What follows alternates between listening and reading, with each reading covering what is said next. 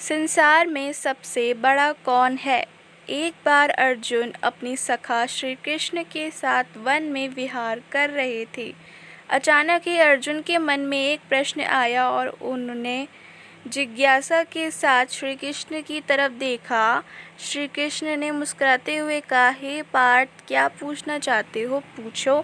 अर्जुन ने पूछा, हे माधव, पूरे ब्रह्मांड में सबसे बड़ा कौन है? श्री कृष्ण ने कहा, हे पार्थ, सबसे बड़ी तो धरती ही दिखती है, पर इसे समुद्र ने घेर रखा है। मतलब यह बड़ी नहीं, समुद्र को भी बड़ा नहीं कहा जा सकता। इसे अगस्त्य ऋषि ने पी लिया था।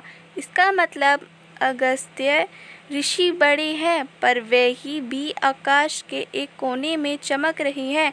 इसका मतलब आकाश बड़ा है, पर इस आकाश को भी मेरे वामन अवतार ने अपने एक पग में नाप लिया था। इसका मतलब सबसे बड़ा मैं ही हूँ। पर मैं भी बड़ा कैसे हो सकता हूँ, क्योंकि मैं अपने भक्तों के हृदय में वास करता हूँ, अर्थात सबसे बड़ा भक्त है। इस तरह भक्त के हृदय में भगवान बसते हैं, इसलिए इस संसार में सबसे बड़ा भक्त है। अपने इस कहानी में यही कहना चाहती हूँ कि ईश्वर कभी खुद को बड़ा नहीं कहता। ईश्वर भक्त के मन में वास करता है। उसे ढूंढने के यहाँ वहाँ भटकना व्यर्थ है। ईश्वर की चाह में मनुष्य को उसका स्थान देना गलत है। भगवा चोले के भीतर भगवान के दर्शन की इच्छा गलत है। ईश्वर सभी के भीतर हैं। अपने कर्मों को सद्मार्ग पर ले जाना ही ईश्वर की भक्ति है। उसकी चाह में खुद को धोखा देना ईश्वर को धोखा देने बराबर है। मनुष्य ईश्वर से डरता है, जो ही कि अर्थहीन है, क्योंकि ईश्वर भक्तों को आशीर्वाद या दंड नहीं देता, बल्कि मनुष्य के कर्म उसे आशीर्वाद अथवा दंड देते हैं।